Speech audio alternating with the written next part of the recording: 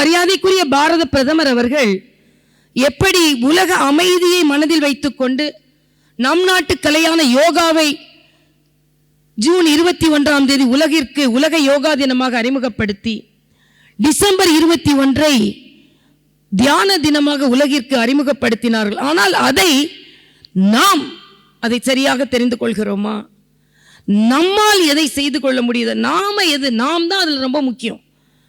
அதனால இன்னைக்கு இருக்க நான் அசிஸ்டன்ட் ப்ரொஃபஸராகவும் வேலை செஞ்சிருக்கேன்.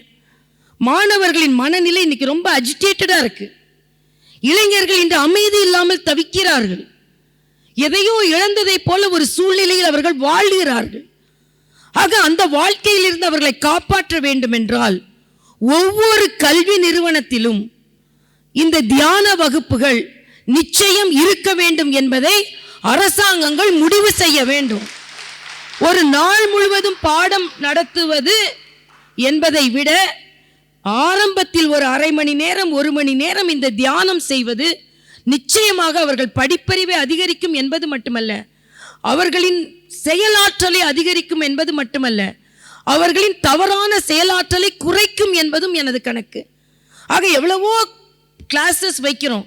ஒரு தியான கிளாஸ் வச்சா அடுத்த கிளாஸஸ்ல நம்ம என்ன சொல்லி கொடுக்கிறோமோ அதன் பலனை அதிகமாக மாணவர்கள் அனுபவிக்க முடியும் என்றால் இந்த தியான வகுப்பு என்று ஒன்றை வைத்துத்தான் ஆரம்பிக்கணும். ஆனா நம்ம நாட்டில் அவ்வளவு ஈஸி ஆரம்பிச்சிட முடியுமா?